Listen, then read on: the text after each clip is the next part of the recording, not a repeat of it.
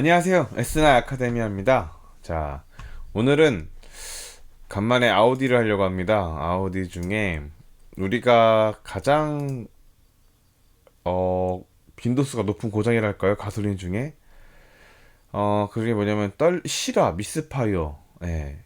그러니까 보통은 그런 것 같아요. 음, 미스파이어라고 실화, 떨림 이런 거라면 이제 우리는 이제 뭐 대부분의 이제 나이 있으시고 원로 하신 분들이 얘기하시는 부분은 이제 찐빠 부조한다. 그러니까 부조 찐빠. 그러니까 엔진이 뭔가 이상하게 막 이렇게 떠는 거예요. 그러면서 이제 악셀을 밟고 갈 때도 뭔가 부부부부부부 이렇게 가는 게 있거든요. 그럴 경우에는 이제 미스파이어가 아니면 이제 실화 또는 뭐 말 그대로 어떠한 4기통이면 4기통, 6기통이 6기통이면 어떠한 한 개의 실린더가 문제가 있는 거죠. 또는 한 개, 두 개.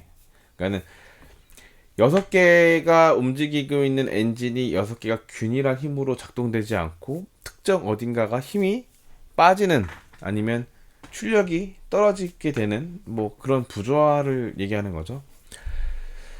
이런 고장이 대부분 많은데 지금 같은 경우는 이제 여기 딱 대부분 써 있네요. 인젝터 불량. 네.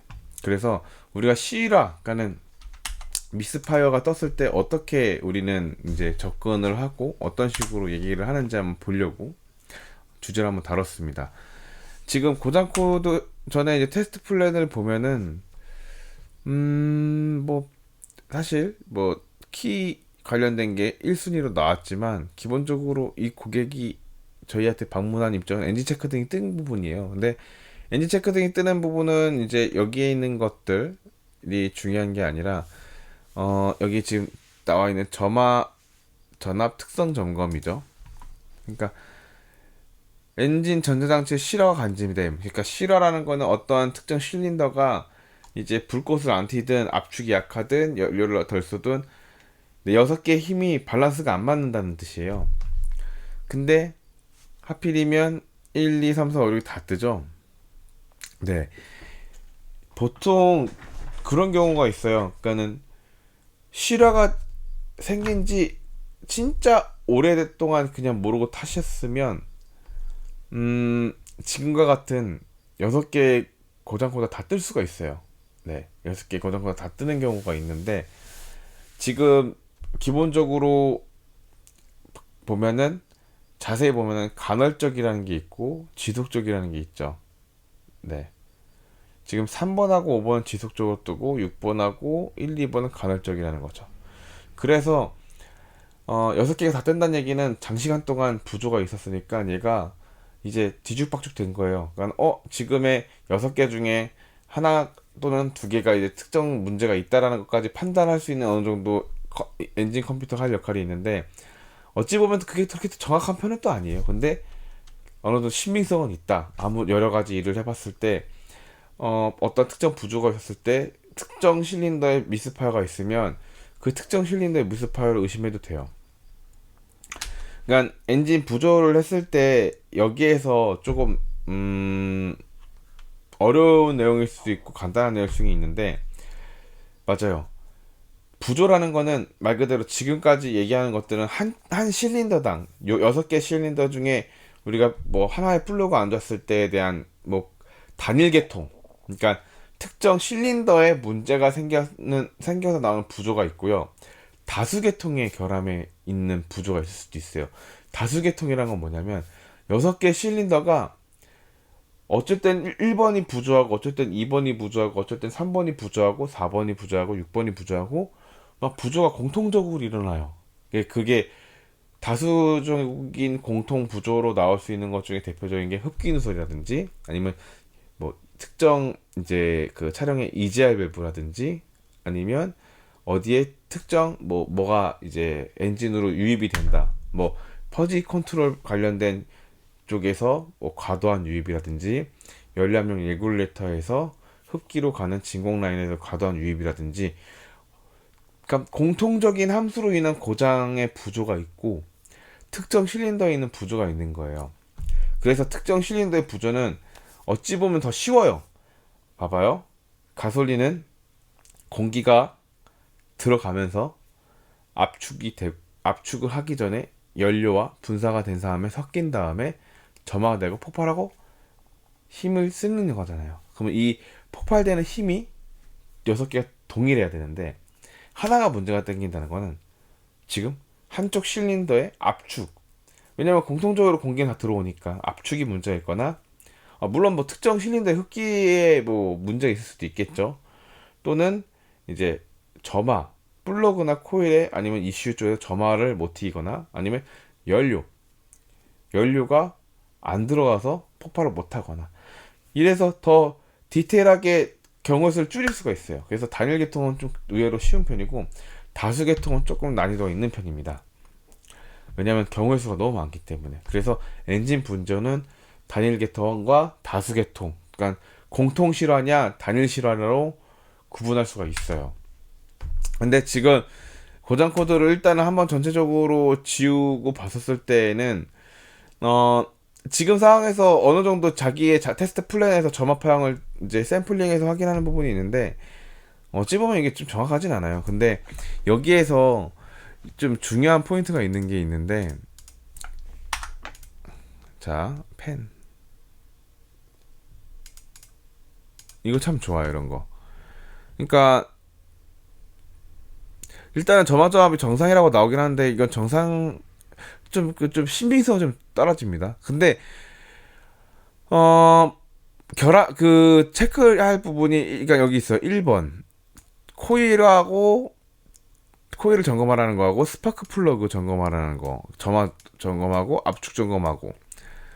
자, 이건 이제 기본적으로 얘기했죠. 그 다음에 이거는 크랭크 케이스 브리더 누출이란 건 뭐냐면, 그 오일 세퍼레이터라고 해서 오일이 열 받아서 나오는 증발된 가스를 제어하는 쪽인데, 아우디 엔진과 BMW 엔진도 그렇고 벤츠도 그렇고 특정 뭐 아닌 엔진도 있겠지만, 거의 대부분의 유럽차 엔진은 연소실 안에가 진공이에요.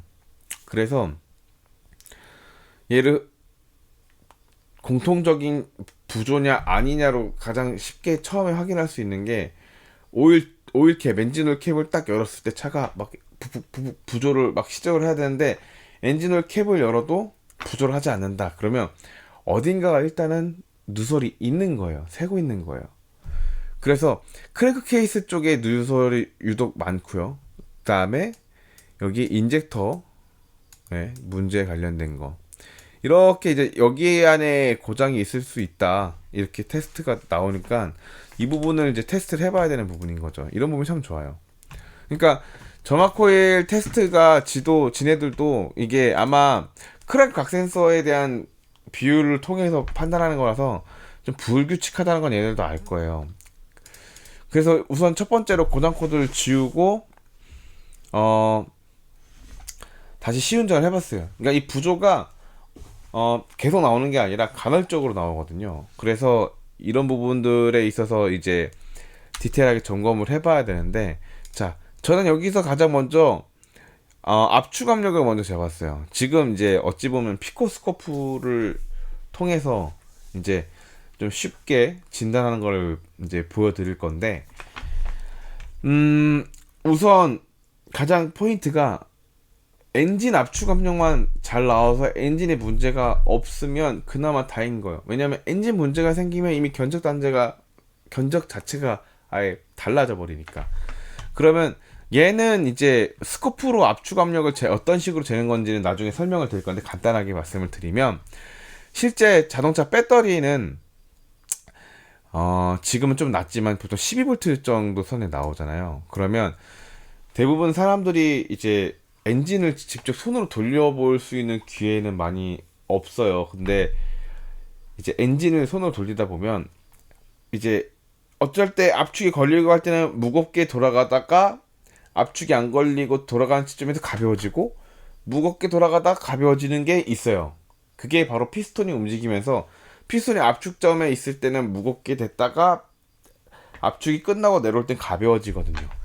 그러면 똑같게 자동차가 엔진이 시동이 걸려올 때 스타트 모터도 똑같습니다. 스타트 모터가 돌 때 부하가 커질 때가 있고 가벼워질 때가 있어요.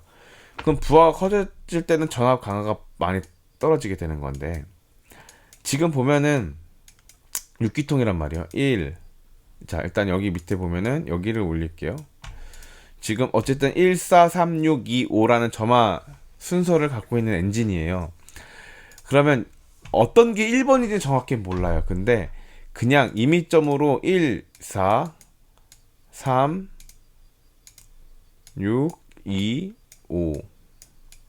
잘 모르겠고, 여기가 1번일 수도 있고, 뭐가 중요한 건 아니지만, 순차적으로는 어느 정도 압축 압력은 부조가 있을 정도로 균등하게 나오기 때문에 압축은 정상이다. 그러면 지금의 점화 아니면 지금의 미스파이어 실화는 엔진하고는 별개다라고 넘어가는 거예요. 그리고 여기에 더 나아가 브리드 펌프 이쪽은 아마 제가 따로 쓰진 않은데 이건 스모그 테스트로 넘어가는 거죠. 스모그 테스트하고 그러니까 압축 압력이 일단은 문제가 없으면 일단은 좀 한시름 날 수가 있어요. 뭐 엔진을 뭐 오버를 해야 되는지 헤드를 내려야 되는지 뭐 이런 게 아니니까. 자, 그 다음에 점화인데요. 지금 같은 경우는 어 이거는 사실 플러 코일은 좋지가 않아요. 근데 제가 봤을 땐 나중에 얘기를 할 건데 일단은 간단하게 본다고 하면은 이 지금 나와 있는 이 오실레이션이 이제 코일을 나타내고요. 코일의 상태를 나타나고 그다음에 여기에 있는 이 구간을 플러그를 나타내요. 플러그 이렇게 써야겠다. 이거는 코일. 그래서 이런 식으로 실제 점화 플러그 코일을 교환하지 않고 스코프로 이 플러그와 코일 상태를 볼 수가 있다. 그렇게 판단할 수가 있는 거죠. 제가 봤을 때는 이거 제가 이제 작업한 지 좀 돼가지고 기억은 정확히 안 나는데 플러그 코일하고 아마 인젝터를 같이 교환한 증상을 잡은 거거든요. 어차피 인젝터 불량이니까. 근데 상태가 안 좋으니까 플러그 코일 같이 교환했어요. 지금 보면은 엔진 스피드 G28, G247. 자, 이게 지금 어떤 것을 뜻하는 거냐면 이제 우리는 뭘 확인을 해야 되냐면 지금 14 3625의 실린더에 파워 밸런스라는 걸 볼 거예요. 파워 밸런스를 어떻게 볼 거냐면 지금 제가 찾아보는 건 G247. 이거는 연료 압력 센서고 그 다음에 N30 이거는 인젝터 1번인 거죠. 그리고 이거는 크랑크 각 센서. 그래서 이렇게 표출을 해놨습니다. 그러면 자, 우리가 확인을 해볼 수 있는 것 중에 하나가 뭐가 있냐면 기존의 인젝터 1번을 기준으로 봤었을 때 지금 아까 똑같은 등으로 폭발을 했을 때에 대한 RPM 변동을 보는 거예요. 즉 차가 부조를 하게 될 경우에는 RPM이 이렇게 한 800에 있다가 부조할 경우에는 이제 RPM이 이게 뚝 떨어지는 거거든요. 뚝, 뚝, 뚝. 그러면 지금 여기에 있는 게 지금 814가 뭐냐면 814 RPM이라는 거예요. RPM. 그러면 1번이 작동 압축이 돼서 폭발했을 때 RPM 변동이 여기서부터 여기까지. 그 다음에 4번도 여기까지. 근데 일단 3번 불량인데 6번도 여기까지, 2번도 여기까지, 5번도 여기까지가 있단 말이에요. 근데 상대적으로 3번은 어떻게 돼요? 이게 이제 롱투스 때문에 가려지긴 하는데 뭐 제가 임의점을 구린다 쳐도 지금 3번은 RPM 변동이 없다. 그러면 3번이 실제 일을 제대로 하고 있지 않구나 라고 볼 수가 있겠죠. 그러면 여기에서 지금 우리가 기본적으로 플러그 코일을 바꿨다고 했잖아요. 플러그 코일도 바꾼 상태고 압축 압력이 좋다. 그러면은 뭐 남았죠?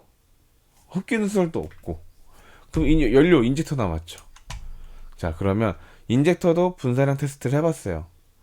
분사량 테스트를 해보니까 3번 인젝터가 전체적으로 분사가 제대로 이루어지지가 않았다. 이런 식으로 해서 미스파이어의 수리에 대한 포인트는 알다시피 여기에서 끝나는 경우가 거의 80%입니다. 점화. 그러니까 점화에 대한 불량. 왜냐면 압축 보고 흡기 누설을 봤을 때 정상이면은 거의 점화에서 끝나는 경우가 많아요. 그래서 어찌 보면 압축 압력보다는 점화부터 먼저 제가 접근하는 경우도 많지만, 지금 같은 경우는 연료 쪽에 이런 불량도 있었던 증상 사례를 제가 오늘 가져와서 설명드립니다. 이제 아카데미아를 교육 이수를 하시는 분들한테는 이런 부분들을 실제 어떻게 측정하고 하는지 이런 교육을 이제 해드릴 거예요.